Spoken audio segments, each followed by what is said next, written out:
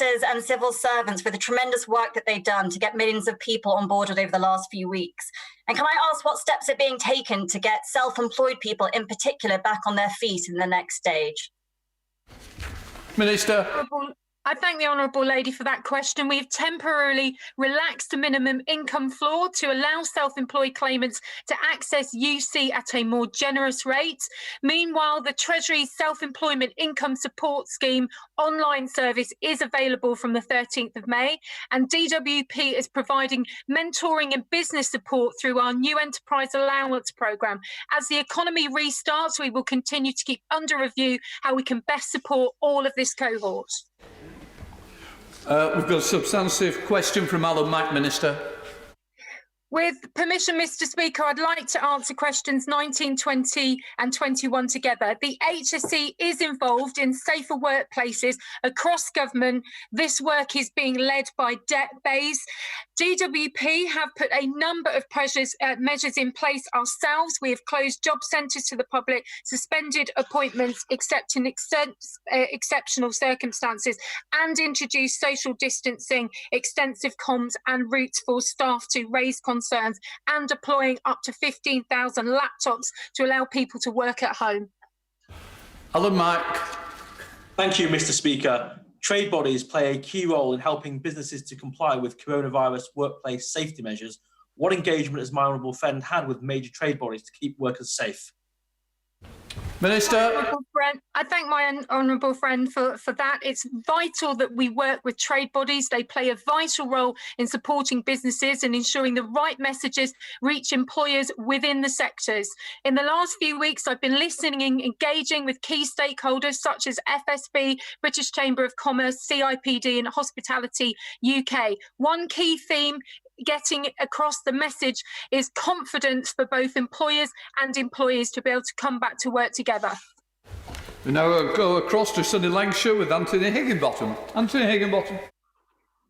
Thank you, Mr Speaker. It's clear from the government's publication today that many employers that closed initially out of an abundance of caution can actually stay open, provided they can do so safely. And I welcome the COVID secure guidance that's going to be published. Could the Minister set out how the COVID secure guidance will be publicised through any kind of PR campaign to make sure employees that can be open do open? As the Prime Minister announced yesterday, those who can return to work safely should do so. And I do encourage all employers and employees to use safety at work guides due to be published later this week to help and support and inform decisions about safety in the workplace. And colleagues will have an opportunity to hear more from the Prime Minister when he makes his statement shortly to the House. We now go across to Scotland to John Lamont. John Lamont. Thank you, Mr Speaker.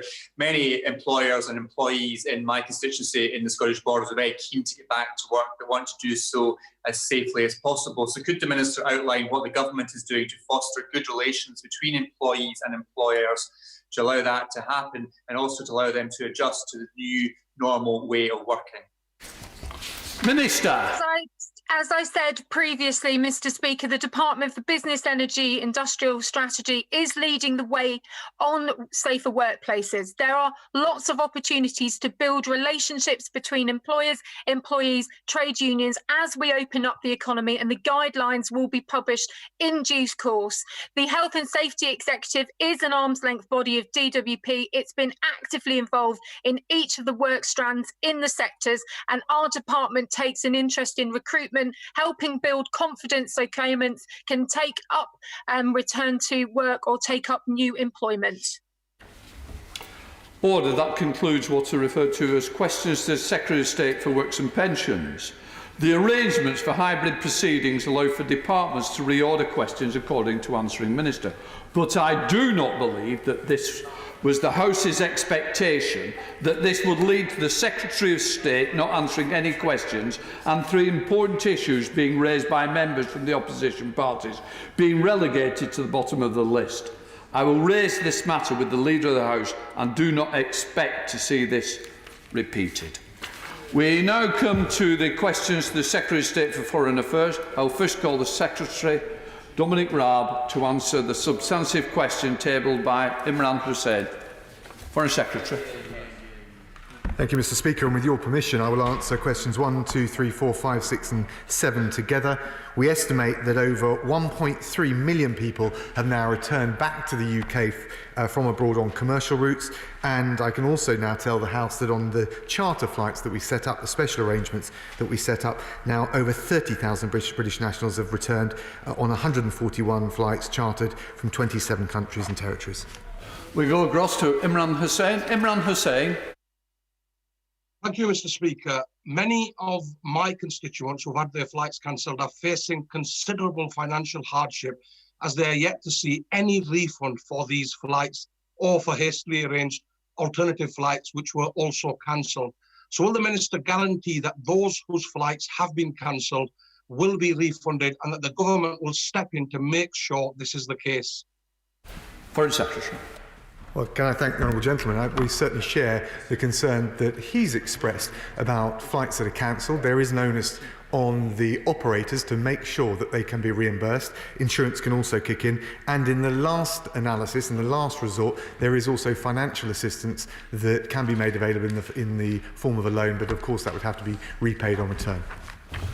We go to Richard Drax. Richard Drax. Thank you, Mr. Speaker. Can I ask my honourable friend to answer this question? Insofar as many of my constituents said, we've all been locked down, but people have still been allowed to come into our country. Why has the quarantine about to be launched on airports being done now? And will it include arrivals by port and the Channel Tunnel? Foreign Secretary. Can I thank my honourable friend? He raised a good question. The reason that the measure is being introduced now is because the advice that we've always had is that there was little point, if any, in introducing quarantine at the border with the R level and the level of the prevalence of the virus at a high level, particularly above the R1 level. Now that it's come down and is still coming down even further, it makes sense to introduce it to stop, as we reduce the level of coronavirus in the UK, reinfection coming in from people carrying it from abroad, particularly those who would not necessarily be showing symptoms. There will be some flexibility in the detailed arrangements set out, but it will cover in principle all people coming in, whether it's to ports or to airports. Go across to Mike Wood. Mike Wood. Thank you, Mr. Speaker. A number of my constituents in Dudley South were overseas when this pandemic struck and are now unable to get together the money they need to pay for new flights home. What action is my right honourable friend's department taking to financially support British nationals who are unable to get home and have no access to funds? Foreign Secretary. Well, can I thank my honourable friend? We've, in the first instance, worked with insurance companies to make sure that they extend travel policies by 60 days when emergency support is needed. In the last resort, I can tell the House that the Foreign Office has introduced a special package to make sure those who are stranded and can't get back can receive support with food, accommodation and other essentials, up to £3,000 for individuals, £4,000 for a couple and £5,000 for families. It is a last resort option, but we're making sure that those that are hunkering down or stranded and can't get back have the support that they need. Go across to Nigel Mills. Nigel Mills. I commend his department on the efforts they've made to get people home, but could he update the House on progress on getting home those passengers and crew who are stranded on cruise ships? Minister. Thank you, Mr. Speaker. And he raised a really important point. At the outset, certainly in March, when the Foreign Office changed its travel advice to advise against people travelling on cruises, we had more than 19,000 British passengers aboard 60 cruise ships. I can tell my honourable friend that they've all now been brought home safely, and there is still an outstanding issue with a number of UK crew on cruise ships around the world. We're working with the operators like Royal Caribbean, like Costa Atlantica, to make sure that they can get back as soon as possible. We go down to Cheryl Murray in Cornwall. Cheryl Murray. Thank you very much, Mr. Speaker. I've got a couple of constituents who were last heard of in the Philippines, and they told me that they were struggling to afford the cost of repatriation flights to get home. What additional help can my right honourable friend now offer them? Secretary. Thank you, Mr. Speaker. Can I thank my honourable friend? The Philippines has been a challenge, but I can reassure her we've managed to secure the return of over 600 British nationals on UK charter flights in April. I spoke to the Foreign Minister Locsin at the end of March to secure those April flights. She will know that the government of the Philippines suspended commercial flights earlier this month. They have resumed today. And on the financial support that she referred to, in exceptional circumstances, as a last resort, there are loans available to enable UK nationals to return home on flights. We go over to Dan Carden. Dan Carden. Thank you, Mr. Speaker. It's now clear that other European countries used emergency repatriation flights in parallel with commercial options to much greater success. The German government had chartered 30 times more of these flights by April than the UK government. So it was his decision early on to rely almost solely on commercial options to get people home, but left so many British citizens stranded abroad for so long. So will he publish the official advice he received and his decisions that led to so many British citizens being stranded abroad for so long? Foreign Secretary. Well, thank the honourable gentleman. I share his concern about any British nationals stranded abroad. Brits are a nation of travellers, but his comparison with Germany is not correct because he's not including, as far as I understand it, all of those who came back on commercial flights. We work very hard with airlines, with airports, with foreign jurisdictions to enable that to happen. We've secured and helped to facilitate the return of 1.3 million British nationals on those commercial flights. That's 50,000 from Australia, 15,000 from Pakistan, 7,000 from Indonesia, and coming up close to 4,000 from New Zealand. We now go across to Mike Hill. Mike Hill. Thank you, Mr. Speaker. I have constituents stuck in many countries, including Nigeria and Australia. The one in Nigeria says he is number 3,233 on the repatriation list, and only one of the Australian cases have reached home at substantial personal cost. How can the Minister say that this is an adequate response? Foreign Secretary. Well, I thank the honourable gentleman. In terms of Nigeria, look, we are concerned, and that has been a challenge, but I can reassure him that over 1,700 British nationals have been repatriated to date on 7 charter flights. A further flight actually came home on the 8th of May in addition to that, and we will continue to do everything that we can. Of course, he will know that all airports in Nigeria are currently closed to all international commercial flights until at least the 4th of June. So that is the challenge we face, but we're doing everything we can. Well, can I welcome the Honourable Lady to the dispatch box, Lisa Nandy. Thanks very much. That's the last time I think Chorley will be nice to Wigan in this place. Can I thank the Minister for the weekly briefings that he's arranged for me and his kind words on me taking office. It's enabled us to work together to bring many more Britons home. But he'll know this is the 6th time I've had to raise the lack of quarantine measures and the fact that the UK is one of the few countries with no specific policies in place for returning citizens. Thousands will be flying into the UK in the next few days from parts of the world where infection rates are rising, healthcare and testing is limited, on packed planes with no social distancing measures. And as of Wednesday, many of them will be asked to go straight back to work. This really is absurd. So will he personally intervene to get a grip on this situation, not in a month, but now? Foreign Secretary. Well, can I thank the Honourable Lady and welcome her to her position. I know she's got huge tenacity and will scrutinise everything we're doing on these benches, but I also know that she looks forward and enjoys engaging on a constructive basis, and certainly that will be reciprocated on our side. The crucial thing with the quarantine and the self-isolation that we've announced and the Prime Minister announced last night is that there is little point, and all the scientific evidence that we received, so there's little point in introducing it until we got the prevalence of the coronavirus and the level of transmission down. At that point, it does make sense to introduce it because the risk is of reinfection or reseeding, as it's sometimes referred to by the scientists in the UK. So what I can reassure is we've followed the scientific and the medical advice at every step along the way. We go up to Scotland to a clean-shaven Alan Smith. Alan. Well spotted, Mr. Speaker. Thanks very much. Good to see you all. I'd echo Ms Nadi's concern about the quarantine restrictions coming in, that we do need a lot more clarity on why they've not been brought in before now, and what they're going to actually mean in practice for people who are making travel arrangements or for vulnerable people coming back, themselves possibly sharing concerns about their own health and their risk of passing it on to others. So be grateful for more clarity on that. I'd also pick up on the Foreign Secretary's comments about the repatriation efforts that have been made to date. Now, I wouldn't say that nothing's happened, but I think we do need to acknowledge that the FCO response has been patchy and pretty stretched in parts. And I've called already for an inquiry into this so that we can learn lessons for the future. I do think we need to reiterate that today. And I'd be grateful for an assurance that we will properly look at how the FCO has handled this, the expectations which were put upon the FCO by the Foreign Secretary's got a grip of the question. Foreign Secretary.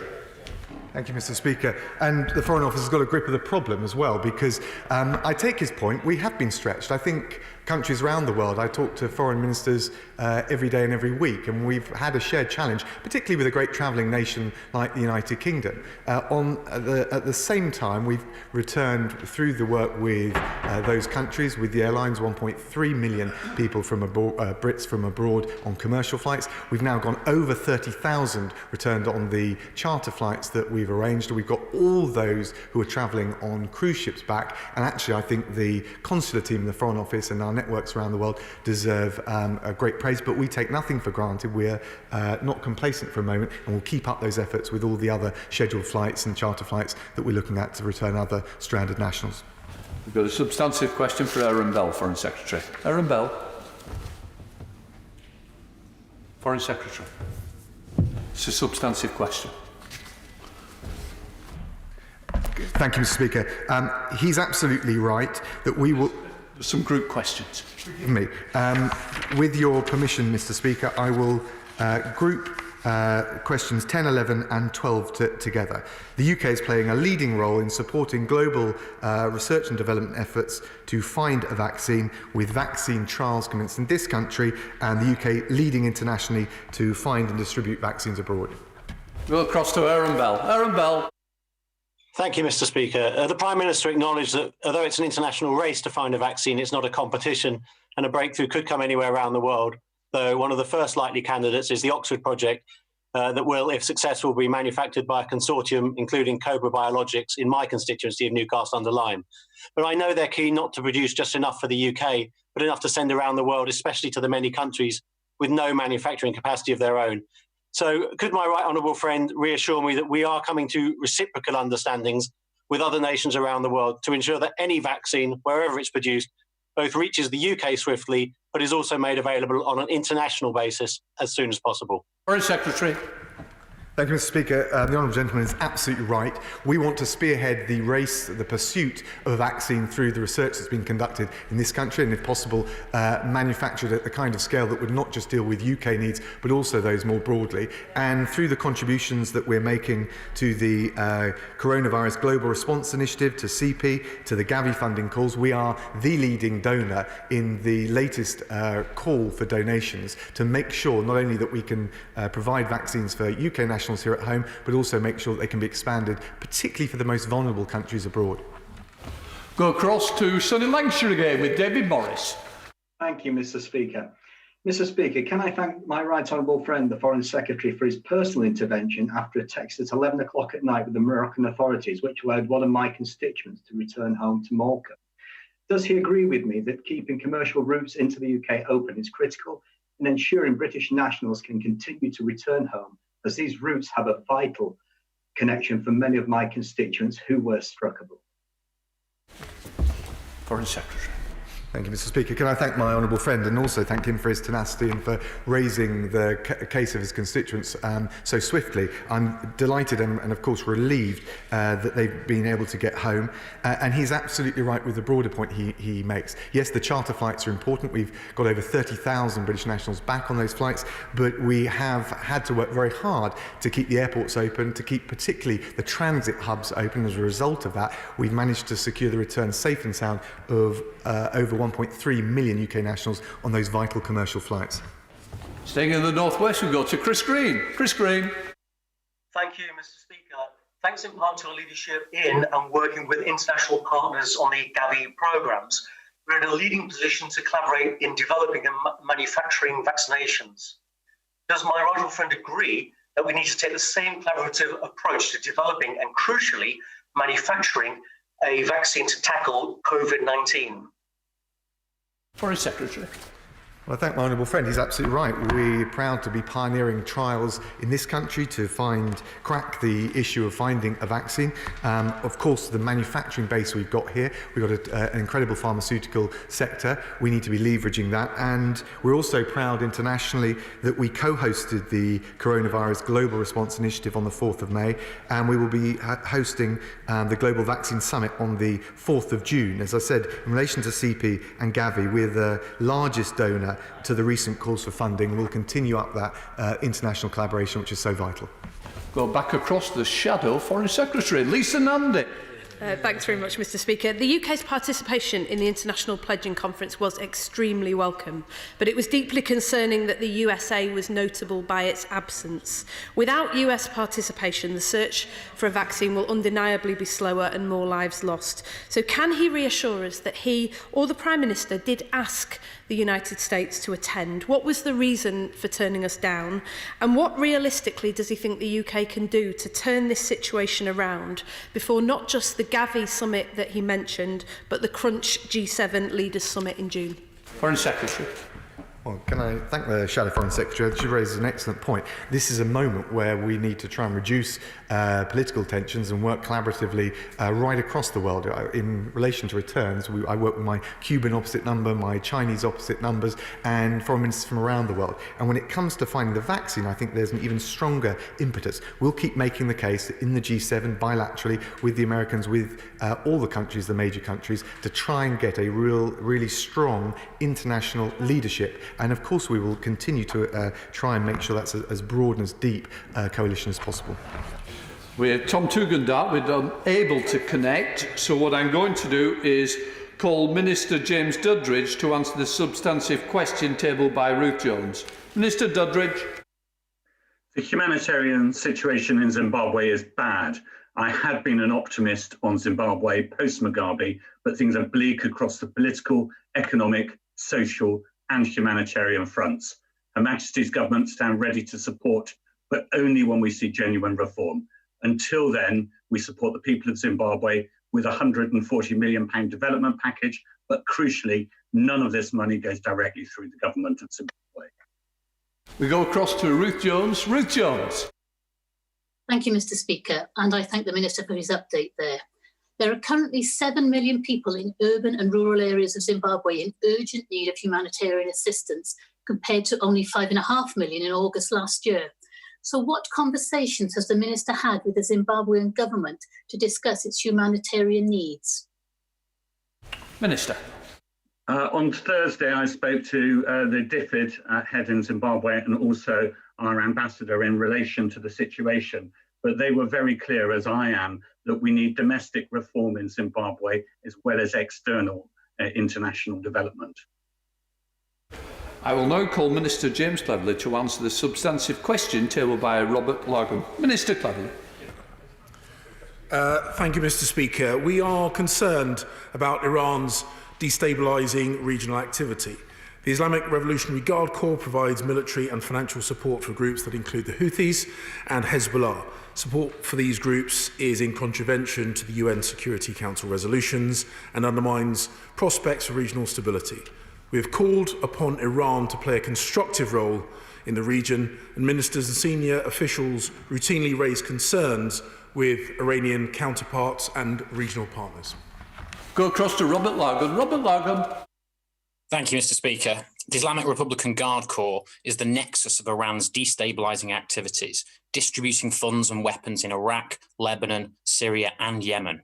The Republican Guard is already subject to UK sanctions. So does the Minister agree with me that full prescription should now be applied?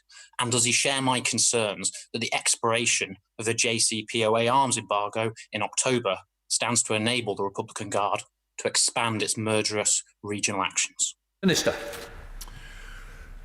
We have long expressed our deeply held concerns about the destabilising activity of the Islamic Revolutionary Guard Corps. And whilst I take into consideration the points that you've made about their activity, the UK government does not routinely comment on organisations which it may prescribe, although the prescription list is regularly reviewed, and we will always take the situations on the ground into consideration when we update the prescription list. We go substantive question, Minister, from Stephen Crabb.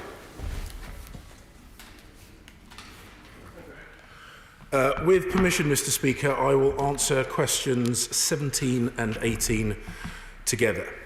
We welcome the ongoing cooperation between Israel and the Palestinian Authority towards tackling COVID-19, a matter I was pleased to discuss directly with the Israeli ambassador to the UK and the Palestinian Prime Minister recently. UN agencies, the Israeli government and the Palestinian Authority are working together to ensure essential medical supplies and staff reach the most vulnerable areas, including Gaza. We encourage continued positive interaction between Israel and the Palestinian authorities in their efforts to fight COVID-19. Stephen Crabb. Thank you, Mr. Speaker. My right honourable friend will be aware that the UN Special Coordinator for the Middle East peace process recently praised the way that the Israeli government and the Palestinian Authority have been working together to tackle COVID-19. So does my right honourable friend agree with me that this kind of practical cooperation, the building of trust and meeting shared challenges head on is the way that peace will get built in the region? And will he step up his efforts to encourage genuine negotiations based on the two-state solution? Minister. In conversations I've had with both representatives of the Israeli government and the Palestinian Authority, I have praised the way that they have worked together on this, and I absolutely agree with him that international cooperation is the way that we as the international community will fight this. As the Prime Minister said at the Coronavirus Global Response International Pledging Conference that he co-hosted in May, the race for a vaccine is not a competition between countries, but the most urgent shared endeavour of our lifetime. And if the attitudes that we bring into fighting this disease can be more broadly applied, I think the world would be indeed a better place. Go across to Steve McCabe in Birmingham. Steve McCabe. Thank you, Mr. Speaker. And can I thank the Minister for his comments? Will he join with me in welcoming the news that Israel has approved a $230 million advance payment to the Palestinian Authority, alongside coronavirus test kits, intensive care beds, ventilators, drugs, and protective equipment? Isn't that exactly the kind of behaviour we should welcome and encourage? Minister.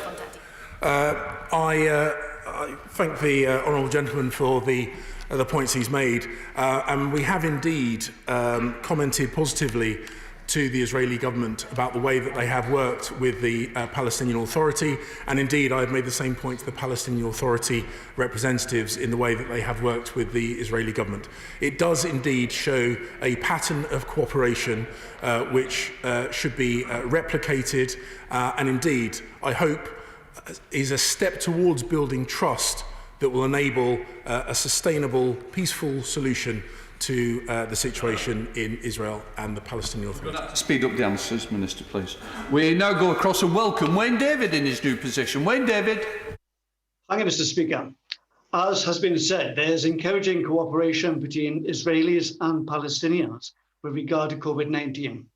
I'm sure the Minister would agree with me that this highlights how wrong it is of a new Israeli government to pursue a policy of illegal annexation of large parts of the West Bank. But my question is, what is the government doing to mobilise international opinion against this annexation? Thank you, Mr. Speaker. May I welcome the honourable gentleman to his place, though it is virtual. The UK government has expressed both publicly and indeed to the government of Israel its concerns about reports of annexation, which we have consistently said we oppose and could be detrimental to the chances of a peaceful, sustainable two-state solution, which is something that I think we should all be working towards. We go across to Tommy Shepherd, Minister. We've got, substantive Tommy Shepherd. Thank you, Mr. Speaker. And with your permission, I will answer questions 20 and 21 together. The UK is deeply concerned about the reports that the new Israeli government coalition has reached an agreement that may pave the way for annexation of parts of the West Bank. Any unilateral move towards annexation of parts of the West Bank by Israel would be damaging to efforts to restart the peace process, contradictory to international law, and might make the chances of a sustainable two-state solution harder. We recently made clear our concerns at the UN Security Council remote meeting to the Middle East peace process on the 23rd of April. We have Thomas Shepherd, audio only. We go up to Thomas Shepherd. Thank you, Mr. Speaker. I appreciate the Minister's concern, but can I ask him, does he believe that the proposed annexation by Israel of the Palestinian territories would be illegal under international law? And if he does believe that, does he think the United Kingdom government's response should be the same as it would be with other countries guilty of illegal annexation, such as Russia? Minister. Our long-standing position is that such a move would be contrary to international law. We continue to have a constructive relationship both with the government of Israel and the Palestinian Authority, and we will continue to work towards a peaceful resolution that takes us to a sustainable two-state solution. That is our long-standing position and one that we continue to work towards. We now go over to Yorkshire with Clive Betts. Clive Betts. Thank you, Mr. Speaker. I'm pleased to hear the Minister is condemning any proposed annexation of territories in the West Bank by the Israeli government. But will he go further and accept that such an annexation would render any future Palestinian state unviable? It would destroy its geographical integrity, and as such, it would actually render a two-state solution obsolete. So isn't it absolutely essential the government acts now with others to stop the Israelis annexing territory in the way that they are currently intending? Minister. Thank you, Mr. Speaker. As I said, our long-standing position is that we do not support the annexation of parts of the West Bank, and as I've already said, doing so could make a sustainable two-state solution harder. We support actions by the Israeli government, the Palestinian Authority, that take us closer to a sustainable two-state solution, and we express our concerns about anything which might put that at risk. I will now call Minister Nigel Adams to answer the substantive question tabled by Alistair Carmichael. Minister Nigel Adams. Thank you, Mr. Speaker. There have been a number of concerning recent developments in Hong Kong, and as co-signatory of the joint declaration, the UK expects the mainland Chinese authorities to respect Hong Kong's high degree of autonomy and the rights and freedoms provided in that legally binding treaty. We're monitoring the situation very closely and will provide a full assessment of implementation of the joint declaration in 6 monthly reports to Parliament. We go across to Alistair Carmichael. Alistair Carmichael. Thank you, Mr. Speaker. Well, Beijing's top political office in Hong Kong recently referred to pro-democracy protesters as being a political virus and declared itself as being entitled to interfere in Hong Kong as it sees fit. Clear breaches of the joint declaration. So can the Minister tell the House, what plan does the government have to help BNO passport holders in Hong Kong should this deterioration in relations continue? I now go across to Minister Nigel Adams to answer the question. Minister Nigel Adams. Thank you, Mr. Speaker. The Foreign Secretary commented in Parliament on the 26th of September that the status of British nationals overseas was a part of the delicate balance in the negotiations that led to the Sino-British joint declaration. We believe it would undermine the commitments we made under the memorandum exchange in connection with the joint declaration to change the arrangements regarding the status regarding BNOs. But of course, we keep the situation monitored constantly. And I know the Honourable Gentleman takes a very keen interest in this particular issue. That concludes that part of the event. Before calling the Prime Minister to I'd like to make a statement. I should like to make this statement of my own accord. I am aware of the widespread concerns across the House about delays in government departments, and the Department of Health and Social Care in particular, responding to written questions and correspondence. I have received representations on this matter from the Procedure Committee, from backbenchers across the House, from opposition parties. Last Wednesday, the Leader of the House argued that a degree of latitude is allowable for the department. However, the Secretary of State himself has referred repeatedly to the value of parliamentary scrutiny, and written questions and letters to ministers are integral to such scrutiny. I accept that the Department of Health and Social Care faces many challenges, but I am sure resources across Whitehall can be mobilised to support them in maintaining proper standards of accountability. While I think it is right for me to call for improvements within government, I also want to make a plea to all honourable members to be targeted and considered in their written questions that they table at this time, and to avoid swapping departments with questions on fast-moving situations which will be superseded before they can be answered. I now call the Prime Minister, who should speak for no more than 10 minutes. Prime Minister. Thank you, Mr. Speaker. With permission, I'll make a statement about the next steps in our battle against coronavirus and how we can, with the utmost caution, gradually begin to rebuild our economy and reopen our society. For the last 2 months, the British people have faced a grave threat with common sense, compassion and unflinching resolve. We have together observed the toughest restrictions on our freedoms in memory, changing our way of life on a scale unimaginable only months ago. All our efforts have been directed towards protecting our NHS and saving lives. Tragically, many families have lost loved ones before their time, and we share their grief.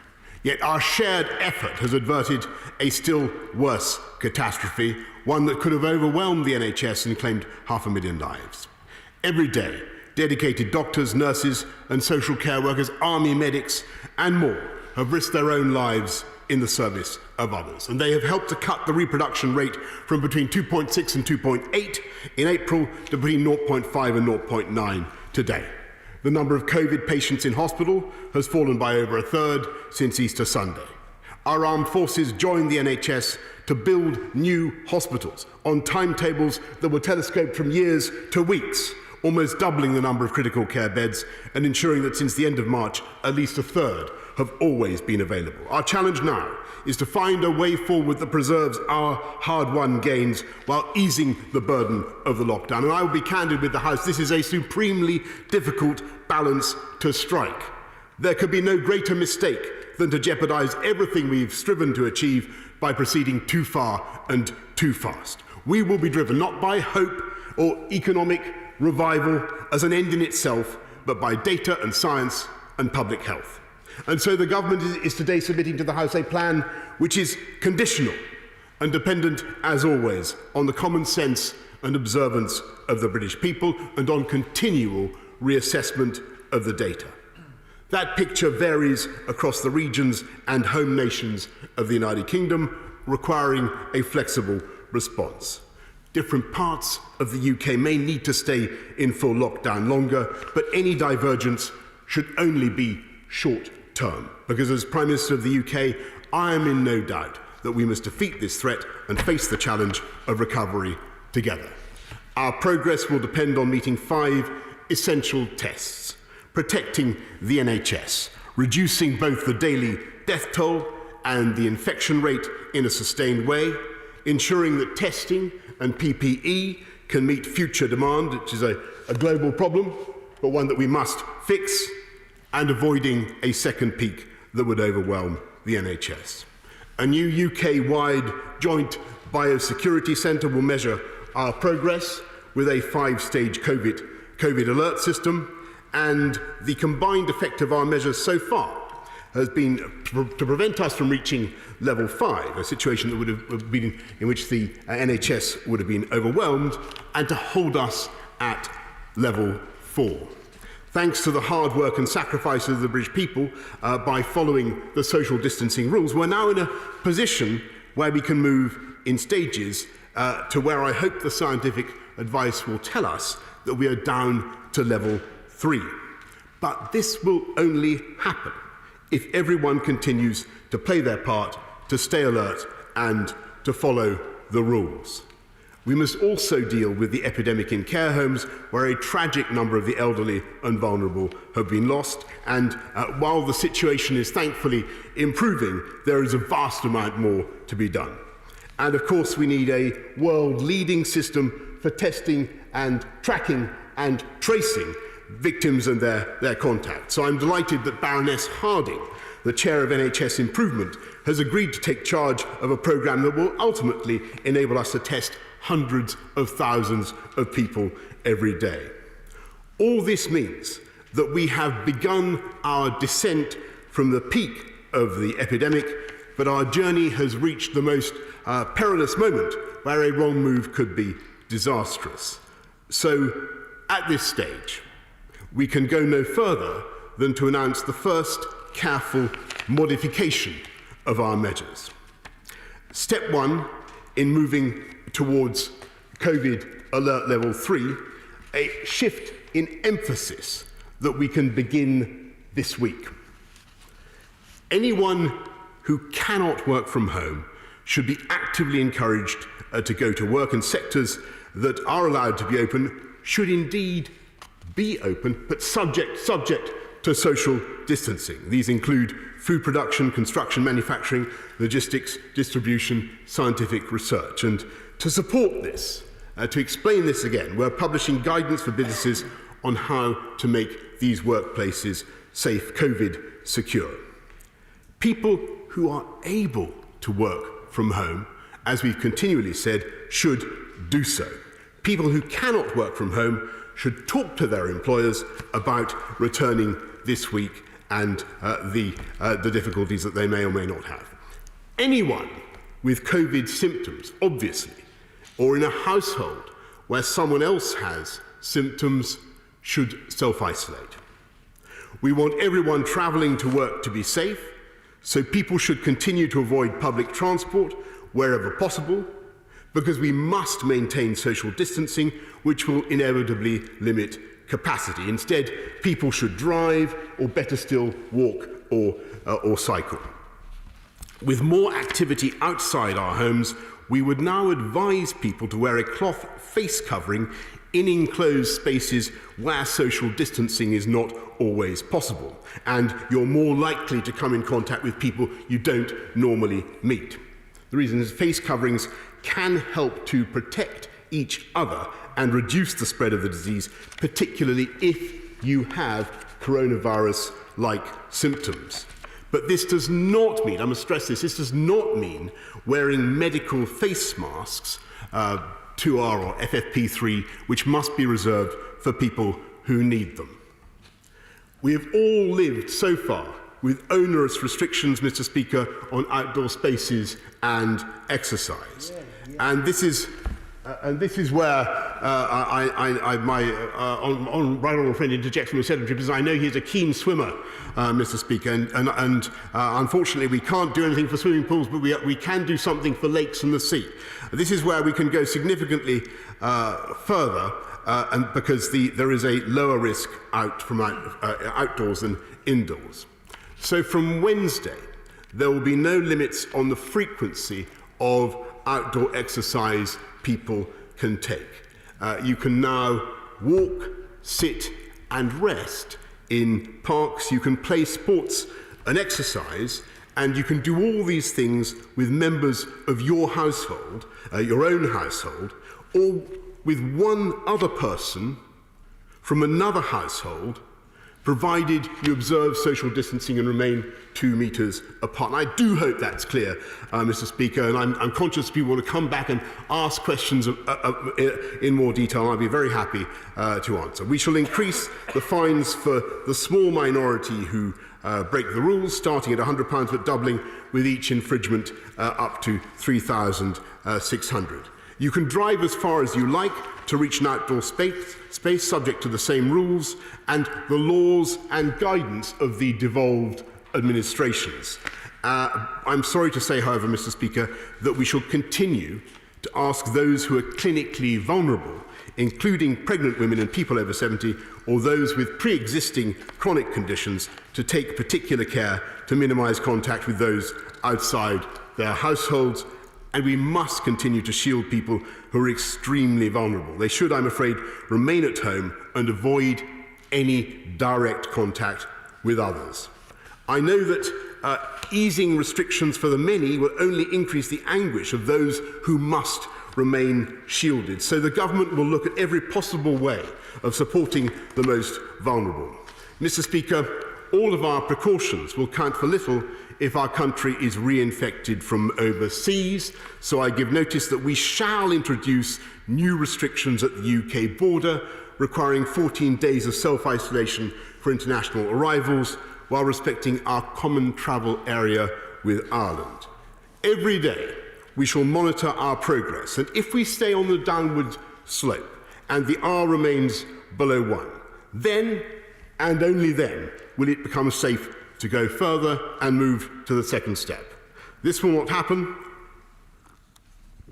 until the 1st of June at the earliest, but we may then be in a position to start the phased reopening of shops, to return children to early years settings, including nurseries and childminders, to return primary schools to school in stages, giving priority to the youngest children in reception and year one, and those in year 6 preparing for secondary school, and to enable secondary school pupils facing exams next year to get at least some time with their teachers. Our ambition, and I stress this is conditional, Mr. Speaker, is for all primary school pupils to return to the classroom for a month before the summer break. To those ends, we are publishing guidance on how schools might reopen safely. Step 2 could also include allowing cultural and sporting events behind closed doors for broadcasts, which I think would provide a much-needed boost to national morale. But nothing can substitute, Mr. Speaker, for human contact, and so the government has asked SAGE when and how we could safely allow people to expand their household group to include one other household on a strictly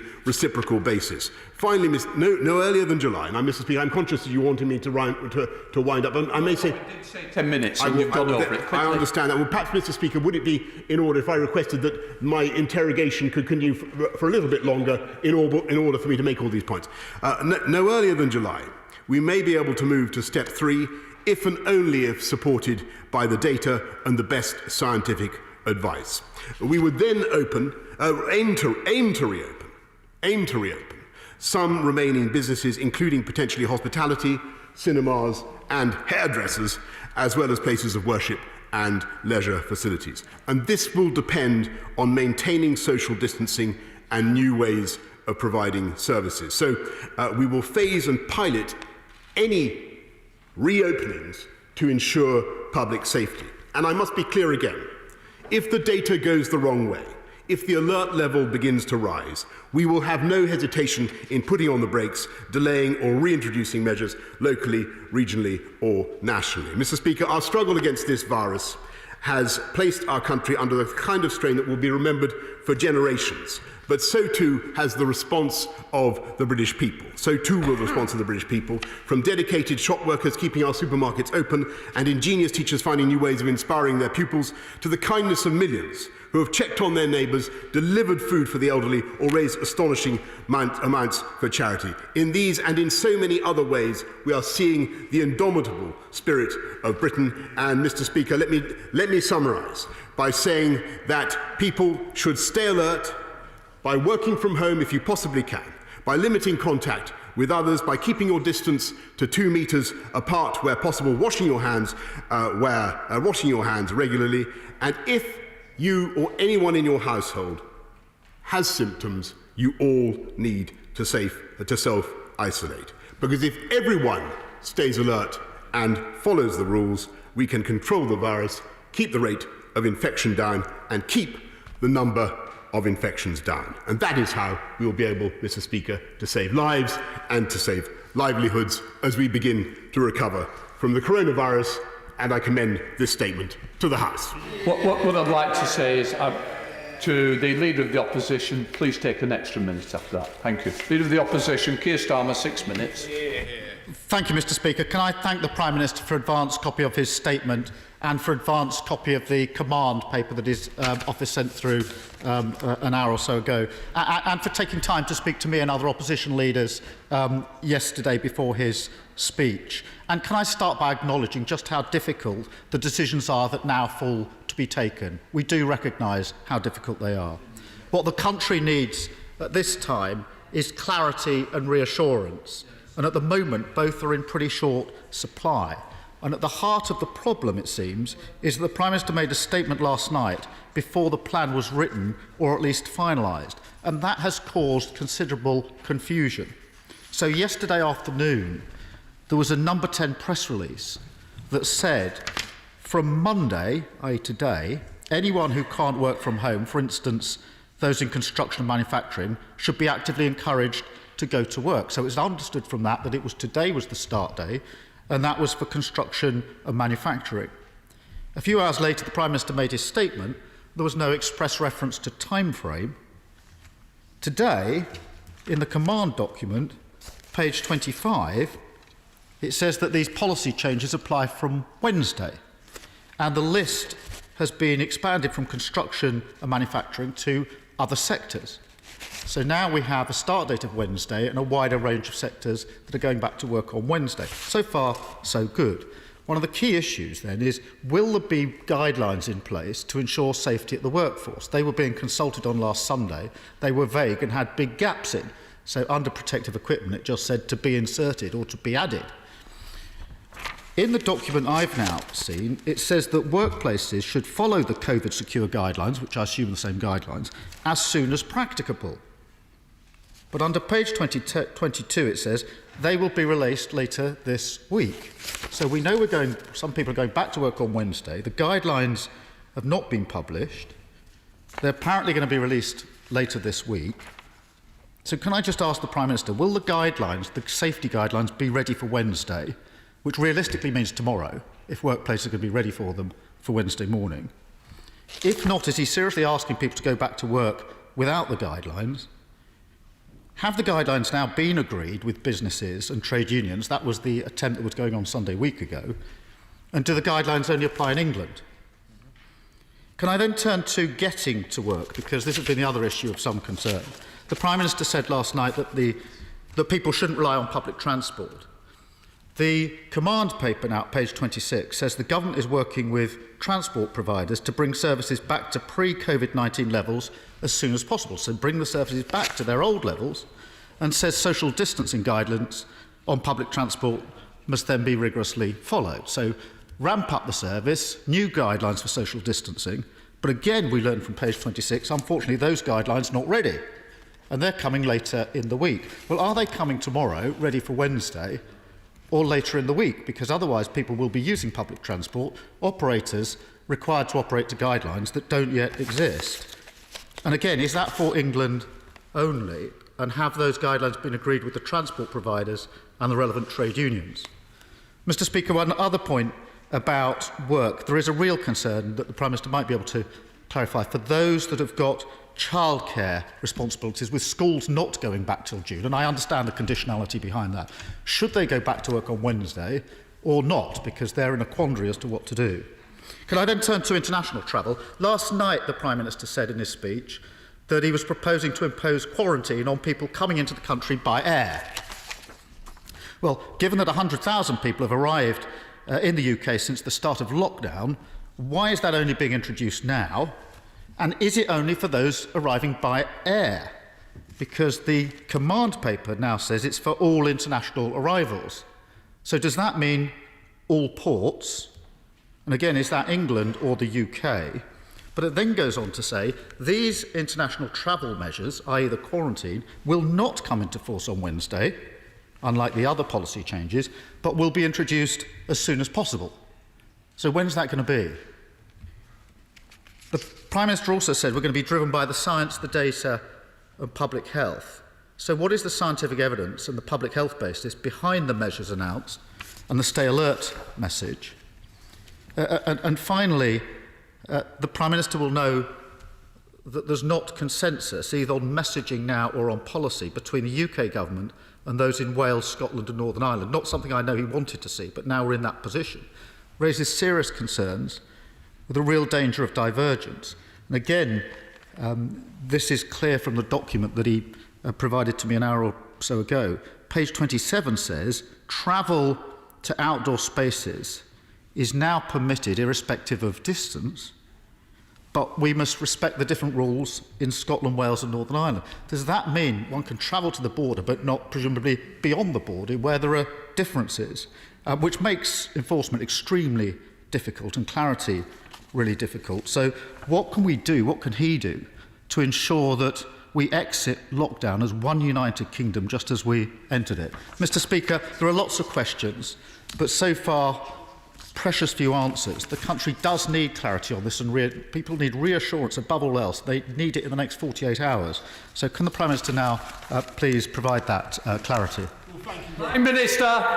Thank you very much, Mr. Speaker, and I'm grateful for all the questions that the right honourable gentleman has raised and the spirit in which he's raised them.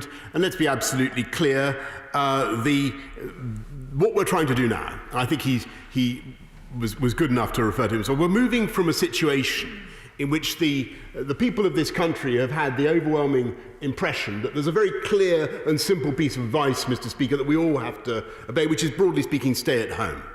And the people of this country have, by and large, followed that advice in perhaps more emphatically, more thoroughly than many other populations around the world.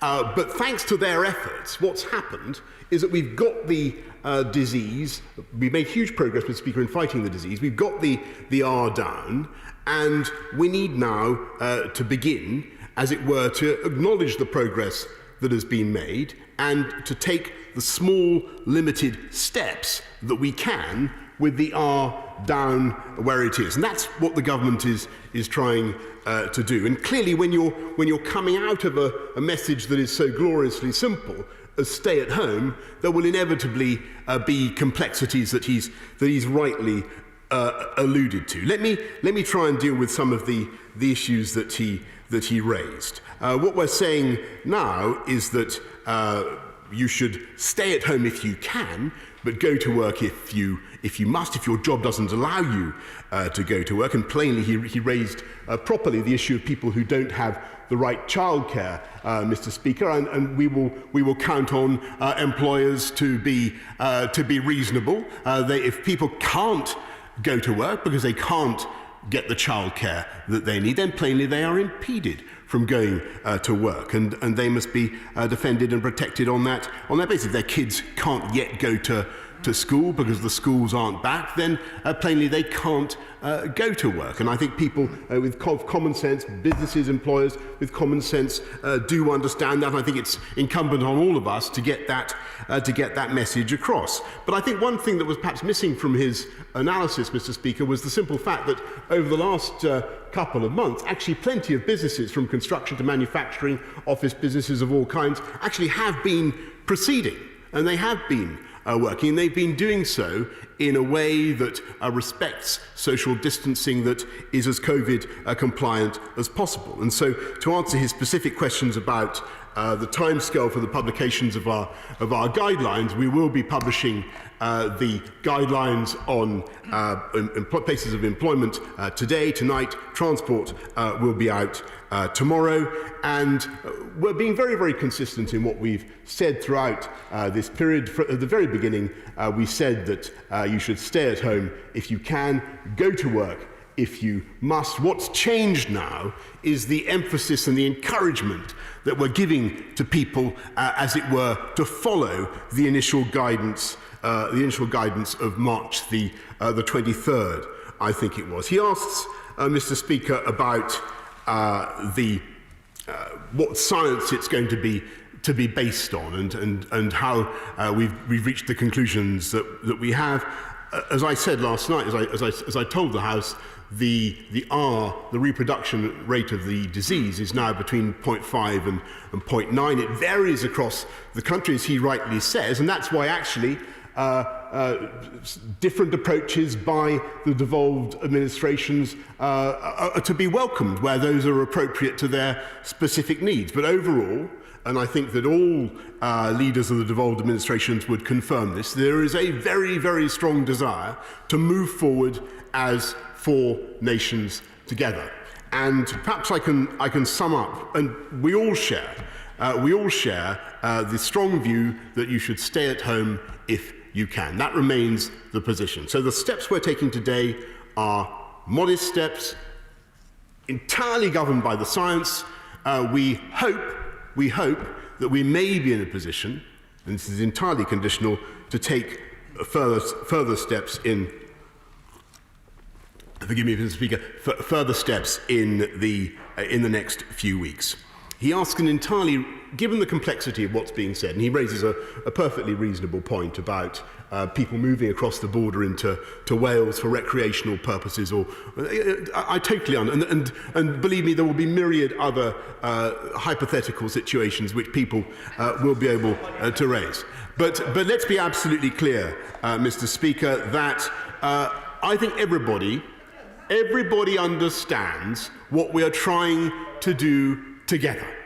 And that is working together as a country to obey the social distancing rules, which everybody understands. And I think what the British people understand, that this is the moment for the whole country to come together and to obey those rules and to apply their common sense in the application of those rules. And I have huge admiration for the way that the police have enforced them so far, and I know that the British public is going to continue to help the police and everybody to enforce those rules, to get our reproduction rate down, to get this disease even further under control by continuing to apply good, solid British common sense. It's worked throughout phase 1, and I've no doubt that it's going to work in the second phase of the disease as well, of the fight against the disease as well. Andrew Rossendale. Thank you, Mr. Speaker. Could I firstly thank the Prime Minister for the tremendous leadership of our nation during these times, and also for his comprehensive statement today. But would he please outline his post-Brexit and post-COVID economic plan to set our UK economy back on the right track in the coming decade? And does he agree with me that our priority must be to make plans now to boost domestic output in manufacturing and agriculture so that we can reduce our reliance on imports and support British business growth and job creation in constituencies like Romford, with a bold free enterprise agenda led, I believe, by a Prime Minister who I know will show the true bulldog spirit of this country and take our nation back to prosperity and greater things in the future. Prime Minister, thank you. Well, I thank my honourable friend very much, and I can assure him that the spirit of Romford will certainly be actuating our approach, and I can tell him that actually there's a huge difference between the way this government has handled this crisis and what happened in 2008. Huge difference. The most important, of course, is that we decided to look after the livelihoods and the job prospects of the families across the country. And we looked after people who are on low pay, on modest incomes in retail and hospitality with our coronavirus job protection scheme, with the furloughing scheme. And we are going to ensure that this economy comes back strongly, Mr. Speaker, and will be uniting and levelling up across the entirety of the country. We now go to the Leader of the SNP, Ian Blackford. Thank you, Mr. Speaker. It is obvious that the last 24 hours has spread confusion. What the public desperately needs today is to be given some clarity. Mr. Speaker, lives are at risk, so political judgments and verdicts on this weekend's chaos will have to wait for another day. I respect the right of the Prime Minister to make his judgments on his scientific advice. I hope he is right in the determinations he is making, and that crucially, if evidence suggests an increase in the R rate, that he is prepared to act accordingly. Mr. Speaker, we need to be guided by one clear understanding, and that is that mixed messaging risks lives. In order to urgently re-establish clarity, I want to ask the Prime Minister 5 specific questions, and I would genuinely urge him to provide 5 clear answers.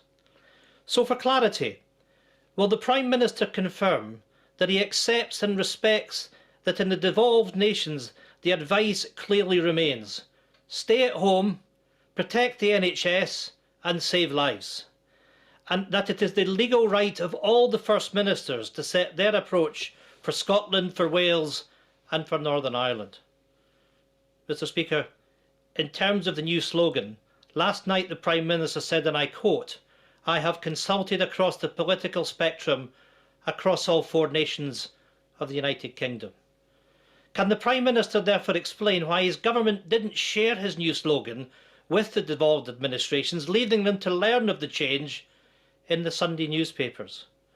Further to that, will the Prime Minister commit not to deploy this new slogan in Scotland and Wales and Northern Ireland unless the devolved governments decide otherwise?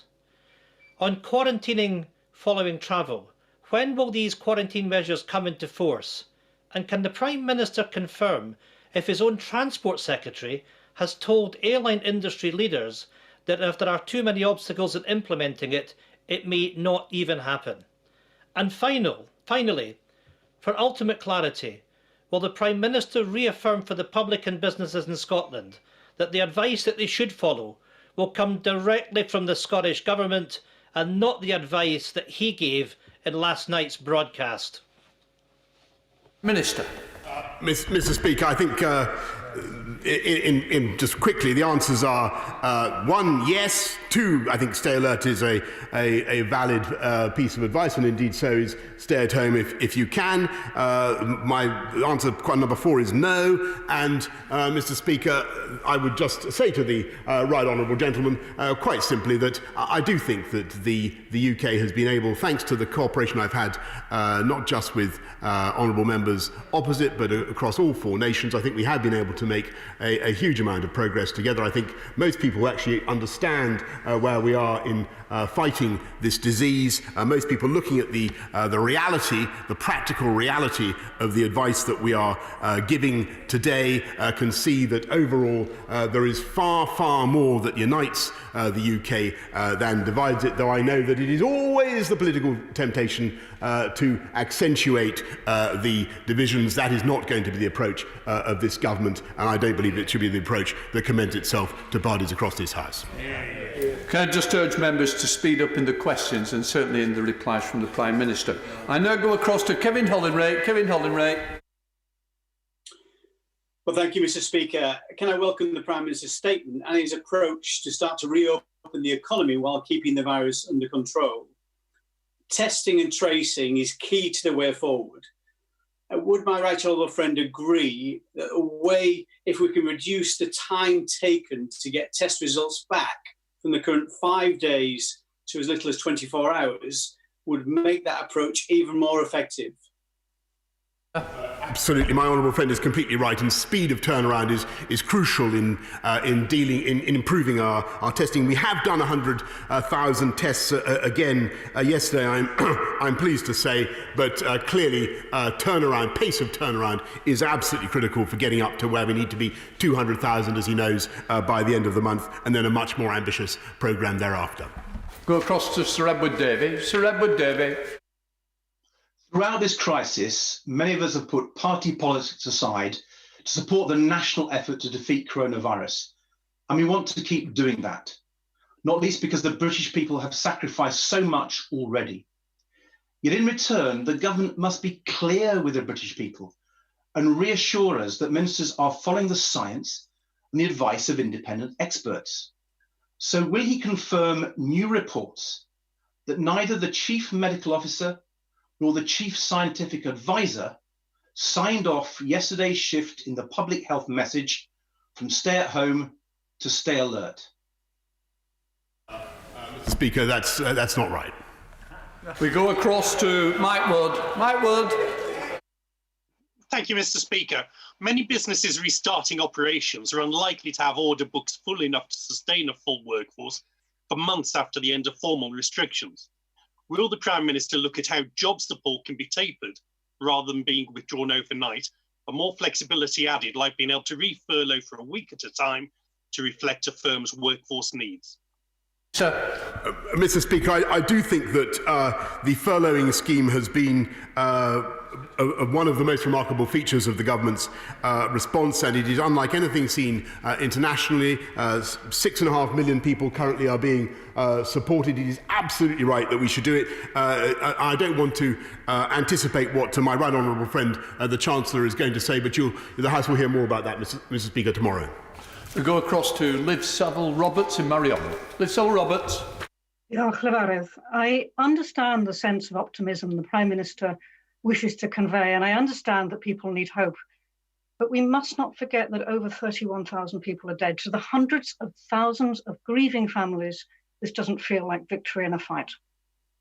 Mr. Speaker, there is now a three-nations approach. Wales, Scotland and Northern Ireland all agree on policy and message. And I mean this with no malice, but for the sake of clarity, can he confirm that in almost everything he has announced today, the Prime Minister is acting as the Prime Minister of England? Prime Minister. No, Mr. Speaker, I reject that completely, and I think that most people looking at what we're saying will know that it carries, it is a very good advice for the entire population of the United Kingdom, though I perfectly respect the inflections and variations that may be necessary both locally, regionally and nationally to reflect differences in those areas. There is a higher R rate in some parts of the country, and as we come out of the disease, Mr. Speaker, we will be applying different measures in different places in order to get that R down locally, regionally and nationally as well. Go across to Alicia Kearns. Alicia Kearns. Thank you, Mr. Speaker. Will the Prime Minister join me in thanking everyone who has saved lives by following government guidance over the last 7 weeks? But constituents of Rutland and Melton have written to me about the few persistent offenders who continue to flout the rules. Will my right honourable friend confirm how great the increase in the fines will be, and that this will act as a greater deterrent and serve to make clear that the danger from the virus has not yet passed? Well, Mr. Speaker, I can confirm that the starting point of the fines will be £100, will be lowered to £50 if paid within 14 days, but it will go up and up and up to, as I said earlier on, to £3,600. We don't want to impose these fines. Nobody wants to impose these fines. We don't want to add to the burdens of our wonderful police force. So that's why I hope and I know that the British people will exercise their common sense, Mr. Speaker. Go across to Ian Paisley. Ian Paisley. Thank you, Mr. Speaker, and I thank the Prime Minister for his statement. Can the Prime Minister ensure the House that the government will carefully manage the economy of the job retention scheme so as there is no cliff edge for the sectors that he has mentioned? He has already mentioned hospitality and tourism. In Northern Ireland, that's 16,000 people potentially face redundancy in another month's time. That has to be carefully managed. And will he protect Northern Ireland airports from unfair competition in the Republic of Ireland? Minister. Mr. Speaker, we've made a substantial provision for the protection of airports and other large businesses with loans that the government has made available, and I can certainly assure him again, the question was asked earlier about the furloughing scheme. The House will hear more about that from the Chancellor, and I have no desire to steal his thunder on that, Mr. Speaker, but I can certainly tell the honourable gentleman what I think he would accept, that it has been one of the most salient, the most important features of this country's response so far to this crisis, that we have looked after the lowest paid, some of the lowest paid people in our society, the hardest working people, and we will continue to do so. We go down to Henry Smith. Henry Smith. Thank you, Mr. Speaker. A recent Centre for Cities report stated that the Crawley economy could be the worst affected anywhere in the United Kingdom because of the significance of the aviation industry. Can the Prime Minister say a little bit more about what support will be offered by the government for this crucial sector, not just to my local constituency, but also for the whole UK as a global island trading nation? Minister. I thank my honourable friend, and he's raised this with me personally on several occasions. Aviation is crucial for our country and for our economy. The packages already available include Bank of England schemes for firms to raise capital, business interruption loan guarantee schemes, the time to pay flexibilities with tax bills. We will do everything we can to make sure that we keep Britain flying and get Britain flying again in the way that it needs to, and get airports flourishing in the way that they need to. But first, as I'm sure he will understand, Mr. Speaker, we must devote our energies as a nation to beating this virus. Go up to Novara. Novara. Thank you, Mr. Speaker. The North East has the highest coronavirus infection rate in the country and some of the highest levels of deprivation, where coronavirus mortality is twice that in the least deprived areas. Now the Prime Minister is telling those who cannot work from home, so mainly in lower paid, manual and people-facing jobs, to get back to work without transport, childcare, PPE or proper protections for workers in place, putting more risk on those already at risk. So will he say clearly that first and foremost, everyone has a duty and a right to stay safe?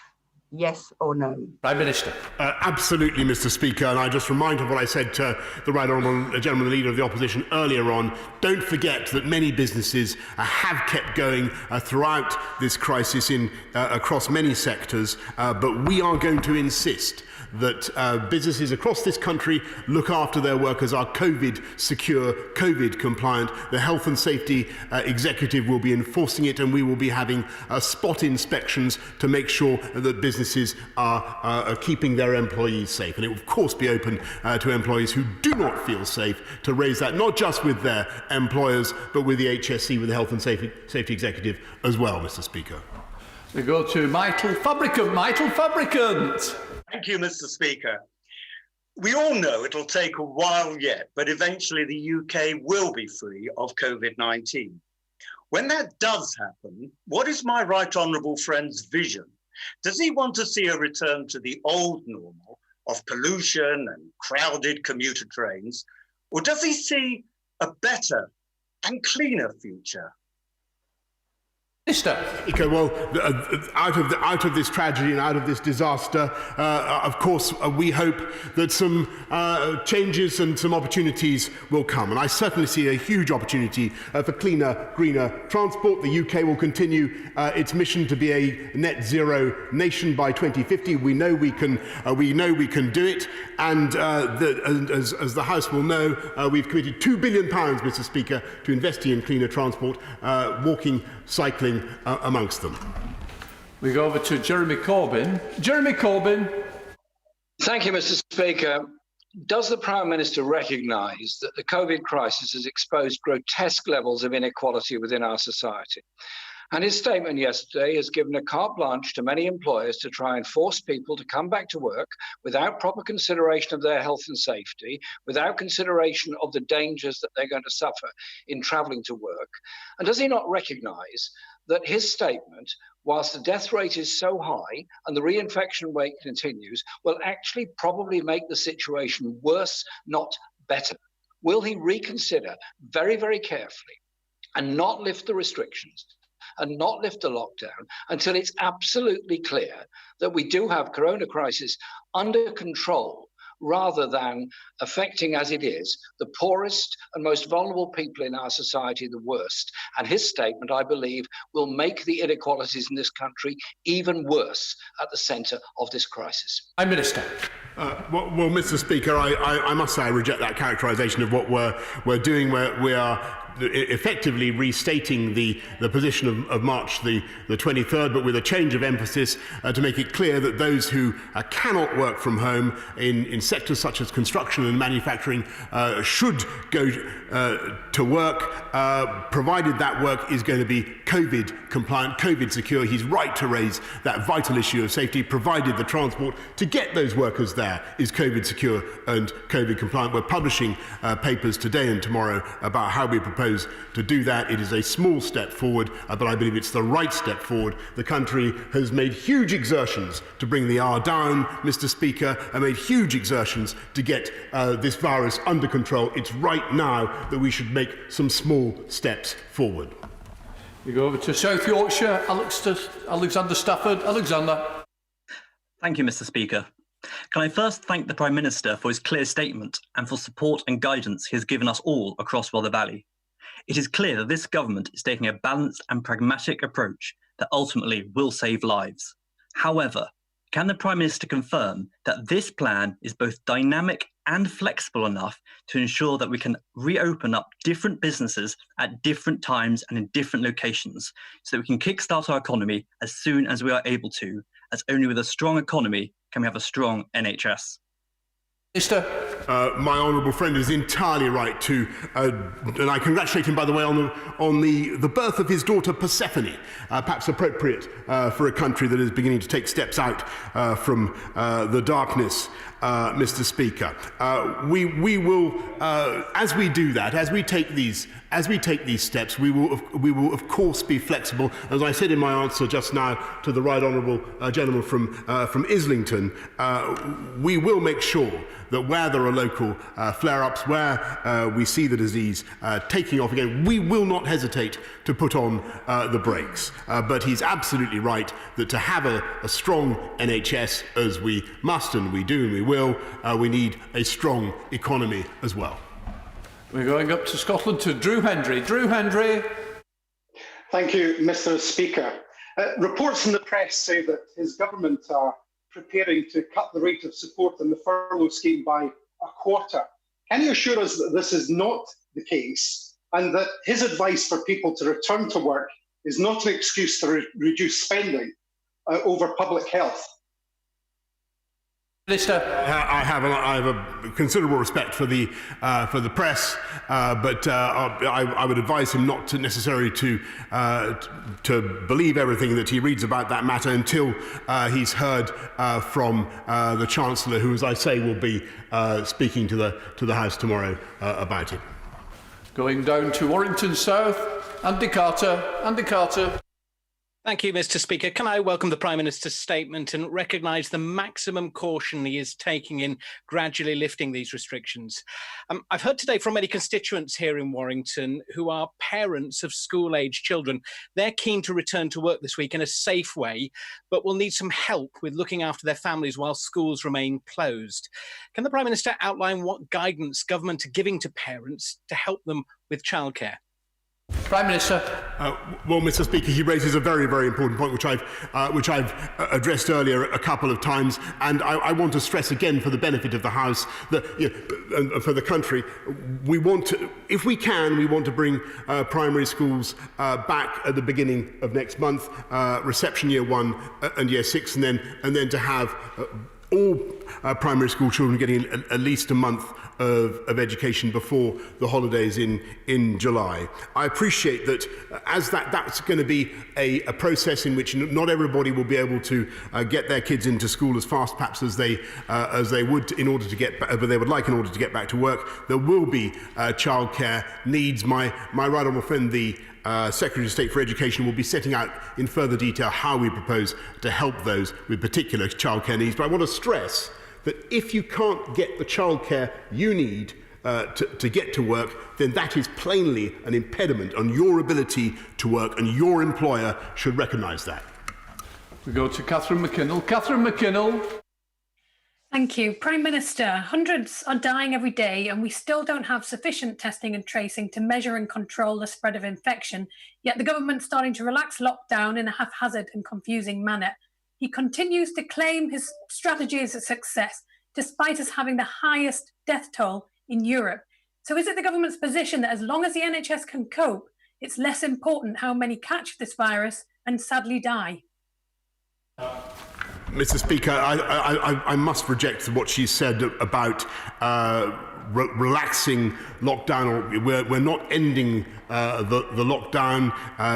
We have to be very, very clear with people that the measures remain in place. What we're saying is that they should look at the precise guidance that was given, and that is that if they must go to work, if their job means that they must go to work, then they should be actively encouraged to go to work, and we're setting out steps to allow them to do so. And the other important change that we're making this week relates to people's ability to exercise. As we go forward, we will be governed in the next two steps, whether on June the 1st or the beginning of July, will be governed entirely by the science. And indeed, we will continue to work with opposition parties and across all four nations as we go forward, Mr. Speaker. Go across to Martin Vickers. Martin Vickers. Thank you, Mr. Speaker. I fully support the cautious approach outlined by my right honourable friend. He will be aware that many small businesses in Cleethorpes and other seaside resorts face considerable problems, such as guest houses, bars and restaurants, and they are going to need continuing support. What assurance can he give that that will be forthcoming? Prime Minister. Thank you, Mr. Speaker. Well, as somebody who's enjoyed the wonderful hospitality sector in his constituency on a couple of occasions at least, I know how important it is and how vibrant it is.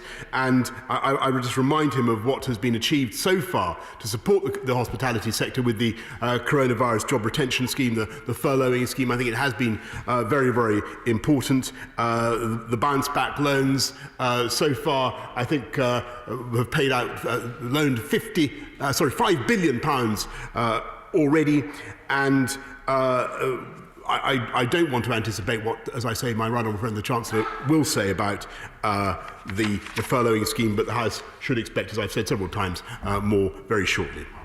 19 withdrawn, so we go to Mary Robinson in Cheadle. Mary Robinson. Thank you, Mr. Speaker.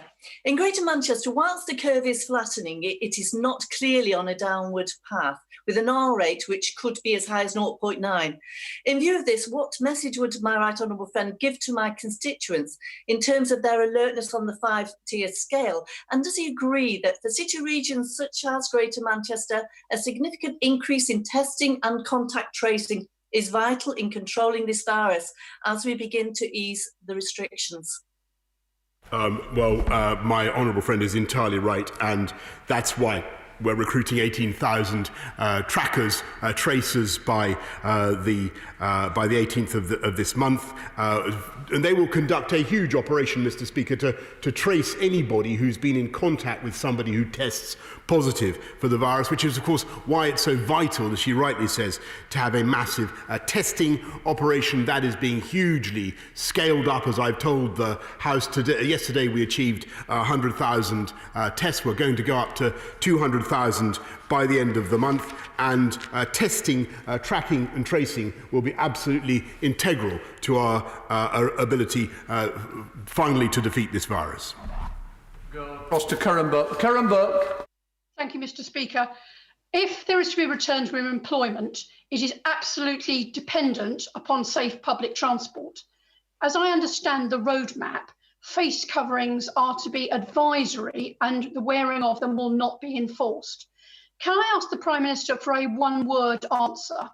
Should, indeed must, everybody travelling on London buses and tubes wear face covering?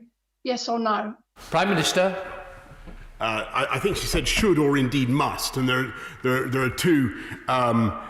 We're certainly not compelling people to wear face coverings, but plainly they can be of benefit to others primarily because they stop the aerosol transmission of droplets which may contain infection. So we can help each other, as I said in my introductory remarks, Mr. Speaker, if we do wear cloth face coverings in confined spaces such as transport, where you're going to come across people that you're not normally in contact with, or in shops. We think that it is advisable to wear such cloth face coverings. Go across to Dr. Luke Evans. Dr. Luke Evans. Thank you, Mr. Speaker. Page 30, under step 2, it says opening non-essential retail won't happen before the 1st of June. So what will my right honourable friend do to make sure the banks expedite the applications for both the bounce back loan and the coronavirus business interruption loan scheme, which provide vital cash to ensure that both small and medium-sized businesses can survive through? Prime Minister. I thank my honourable friend for that question, and I perhaps anticipated it by pointing out that the bounce back scheme of loans of 50,000 has already paid out 5 billion, and I'm given to understand that actually some businesses that have applied for the bounce back loan have got the cash in their accounts on the same day. Go up to Glasgow to Chris Stevens. Chris. Thank you very much, Mr. Speaker. I hope the Prime Minister will join me in thanking the civil service, particularly employees in HMRC and DWP who are processing payments. They deserve a reward. So will the Prime Minister follow the lead of the Scottish Government and have an interim above inflation pay settlement and place a moratorium on job cuts and office closures? Mr. Speaker, I'm not going to make any commitments now from the dispatch box on future pay settlements, but what I can say is that I am lost in admiration of the efforts of our civil servants, whether in DWP, HMRC, even in the Treasury. If you think about the furloughing scheme, everybody said it was impossible. Everybody said it was far too complicated. You'd never get that cash into people's pockets. But, Mr. Speaker, they did it within 4 weeks. I think it's a fantastic tribute to the work of our civil service, and I thank them from the bottom of my heart. Go across to Robert Courts. Robert Courts. Thank you, Mr. Speaker, and I thank the Prime Minister for his update on progress of testing and tracing this invisible killer. But can he confirm for the people of West Oxfordshire that the new systems that we are putting in place will, in the fullness of time, be able to detect local flare-ups? Yes, indeed, Mr. Speaker, and the intention is that the COVID alert system in time will be sufficiently sensitive and flexible as to detect local flare-ups, so that, for instance, if the COVID is detected in the water supply of a certain town or whatever, then steps can be taken, or in a school in an area, then steps can be taken on the spot to deal with that flare-up. Measures can be taken to keep the R down locally as well as nationally. Go to Ruth Jones. Ruth Jones. Thank you, Mr. Speaker.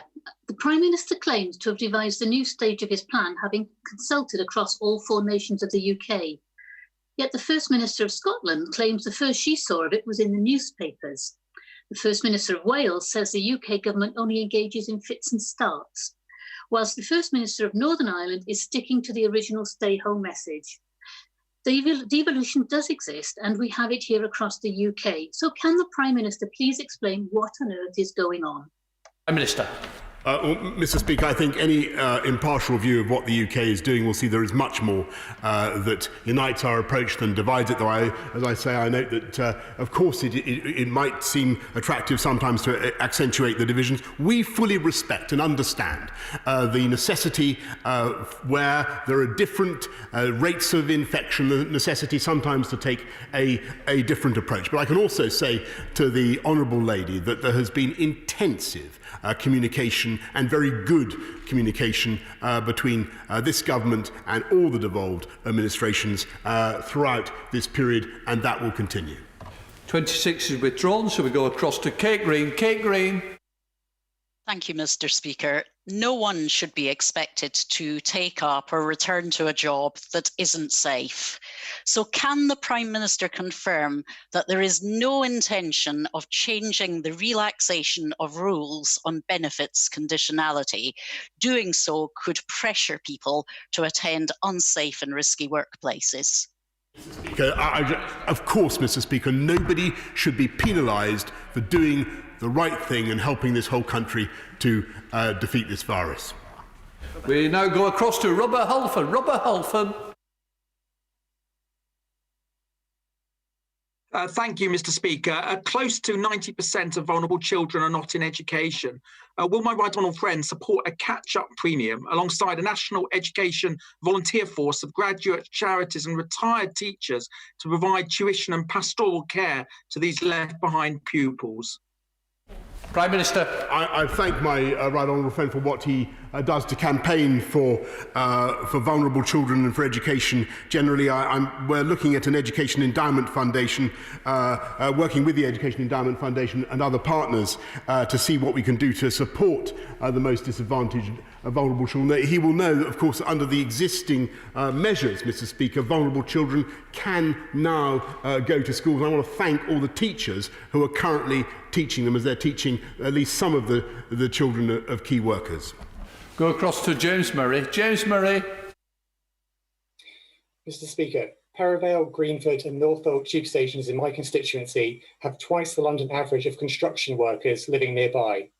Although their employers may have been asked to consider staggering start and finish times to reduce pressure on public transport, the Business Minister confirmed to me this is not mandated by government guidance. To keep my constituents and others safe, will the Prime Minister now instruct site managers to stagger their operating times and have the government take responsibility for making sure this happens? Minister. Thank you, Mr. Speaker. And we will, of course, be issuing our guidance on COVID-secure workplaces, as I've said several times already. We're also working with Transport for London, a body that he and I know well, to ensure that people on TfL are kept safe, that we have social distancing on the tube. And, of course, people will instinctively say that's going to be very, very difficult. Yes, it is going to be very difficult. It will mean very substantial reductions in capacity, Mr. Speaker, but we must do it to make it work, to make sure that the honourable gentleman's constituents can get safely to work. Go across to Faye Jones. Faye Jones. Thank you, Mr. Speaker. I'm grateful that the Prime Minister is working closely with the Welsh Government to design a four-nations approach to ending the coronavirus lockdown. This is so important for my constituents in Brecon and Radnorshire who share a border with England. But would he agree with me that while the R number continues to vary across the country, restrictions in Wales remain the same, and the changes he announced last night are not a green light for tourism or for people to travel to their second homes in Wales? Minister. Absolutely, Mr. Speaker, and I'm grateful. This is why it's so important that we should try and get as much clarity as possible. And I hope that the House does understand that when you're making changes of this complexity, the messaging is crucial, but it is also difficult. And she's completely right.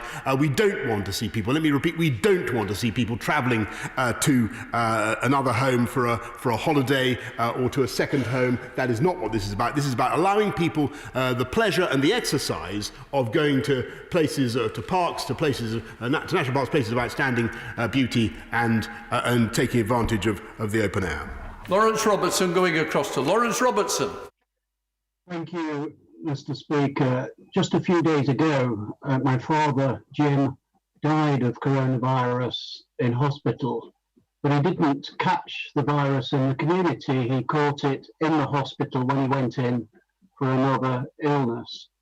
As the Prime Minister quite rightly tries to reduce the spreading of the virus in communities and care homes, but will also do whatever he can do to try to stop the spreading of the virus in hospitals? Minister. Mr. Speaker, I'm so sorry to hear about my honourable friend's father, and I'm sure the whole House joins with me in extending him our sincerest condolences. And the point that he makes about care homes is also, I'm afraid, a very, very important one. And it will be no consolation to those who have lost friends and relatives in care homes during the current epidemic, but the numbers are very substantially coming down now. The numbers of deaths in care homes are very substantially coming down. But where he is totally right is that we cannot make progress as a nation on the steps that we've outlined, the further steps that we've outlined, step 2, step 3, unless we crack these twin epidemics, both in care homes and in the NHS. And I've been very clear with that both last night and today in the House, and I hope that the House understands that. We go across to Daisy Cooper. Daisy Cooper. Thank you, Mr. Speaker. The Prime Minister has set out 5 tests that underpin the alert system, but there is one big problem. Whilst the government has told us how many pieces of PPE they've procured, how many tests they've undertaken, and how many temporary hospital beds they've created, to date, it hasn't once told members or the public how those numbers compare to what we actually need. So will the Prime Minister report to the House openly and regularly on both sets of data, what we have and what we need, and also set out how those metrics will inform his decision? Prime Minister. Sorry, Mr. Speaker. Thank you for getting me on my feet faster. The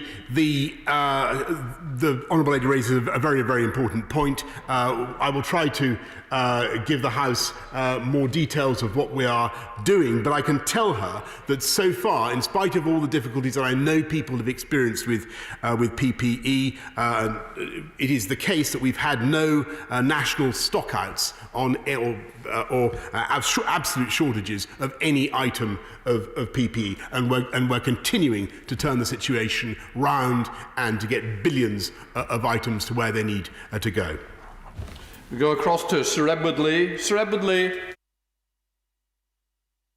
The phased approach of the government to protect public safety is obviously correct, but we are now faced with perhaps the biggest recession in hundreds of years and an unparalleled increase in the public sector. So will the Prime Minister ensure that, whereas in the past these increases have often been accompanied by waste and fraud and incompetence at the expense of the taxpayer, he will put the most effective public accounts controls in to protect the taxpayer and to pay for all this? He will ensure that we get Britain back to work, and where it's possible to have social distancing, people are actually encouraged to work. Yes, Mr. Speaker, and of course we will have effective accounting of the investments that we're making to protect the public, and of the furloughing scheme and all the many other expenditures we are obliged to make. But I think he would also understand that the biggest single economic risk we face at the moment is the risk that the virus should surge back again and trigger a second spike. And that's why we all need to work together, as I'm sure everybody understands, to continue to depress the R, keep the virus under control and stay alert. Go across to Maria Eagle. Maria Eagle. Thank you, Mr. Speaker. The Secretary of State for Housing, Communities and Local Government originally said the government would fund councils for whatever they needed to get communities through the COVID crisis, but now says he will only fund the things government have specifically asked them to do. Now, Liverpool City Council and Knowsley Borough Council have both received less than half of what they've spent so far, despite having one of the worst outbreaks in the country and already having lost 2/3 of their government funding in the last 10 years. So will the Prime Minister now undertake to reimburse them the full costs of COVID, as promised at the start of this outbreak? Prime Minister. Speaker, as the Right Honourable Lady knows, we have invested the 3.2 billion extra into supporting local councils. I will take away what she said about Liverpool City Council and Knowsley Council, and I will take it up with my Right Honourable friend, the Secretary for Communities and Local Government. 36 withdrawn. We go across to Chris Law. Chris Law. Thank you, Mr. Speaker. The Secretary of State for Housing, Communities and Local Government said yesterday that stay alert will mean stay alert by staying home as much as possible. However, this morning, the Prime Minister's Deputy, the Foreign Secretary, has said that people can travel as far as they want for exercise and commute with other people in public places if they use some common sense. So can the Prime Minister tell me what stay alert actually means? And where is the common sense and no longer keeping our families and communities safe by staying at home, protecting NHS and saving lives? Prime Minister. Mr. Speaker, I think it'd be perfectly obvious to the House what we're trying to do and what we're saying by stay alert. What we're now saying is we're re-emphasising or emphasising the importance of those who cannot work from home going to work, provided their workplaces are COVID secure, provided that they observe the rules of social distancing on public transport or however they go to work. That is what staying alert means. It's going to be absolutely vital. Staying alert is going to be absolutely vital to our continued success in beating this virus. I think the British public understands exactly what we're trying to do, Mr. Speaker, and I know that they can rise again to this challenge. Go across to Jane Hunt. Jane Hunt. Thank you, Mr. Speaker. Loughborough University is responsible for producing some of our very best athletes and engineers. Unfortunately, their training and studies have been disrupted. The university is campus-based with all facilities on site. They would now like to bring back some student athletes to train and their engineers to attend concentrated lab work sessions, all while maintaining social distancing on campus and isolation from the wider community. Will the Prime Minister therefore work with universities to help them provide students with access to vital facilities to enable them to safely continue with their studies and training? Prime Minister. The short answer is yes, Mr. Speaker. I know Loughborough University well. It's an outstanding university, and I thank her for championing it, and we will work with Loughborough and across the sector to see what we can do in the way that she describes, whilst maintaining social distancing, and we can do it. We'll cross to Bill Esterson. Bill Esterson. People are worried about going back to work, about their safety, and about infecting their loved ones. They don't understand why guidelines weren't published before they were told to go back to work. The Prime Minister's ambiguity and lack of clarity has just made matters worse. So will he take on board the concerns voiced by unions, workers and employers? Will he tell us how he will enforce those guidelines to keep people safe? And will he say how workers will be able to voice their concerns about their safety at work?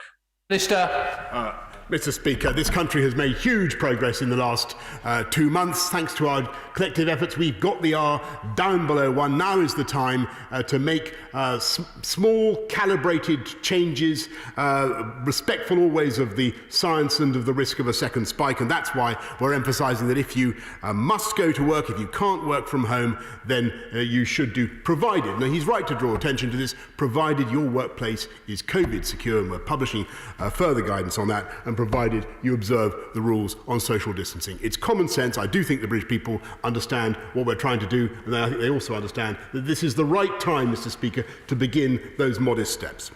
Now comes the final question from Peter Aldous. Peter Aldous. Thank you very much, Mr. Speaker. The Prime Minister is right to highlight above all else the need to avoid a second spike. And a concern that I am receiving, both from individual constituents and from businesses, is that the reopening of primary schools could present a significant threat, both in the classroom and at the school gate. Can the Prime Minister assure the House that he and his government will do all that they can to address these worries before allowing primary schools to reopen?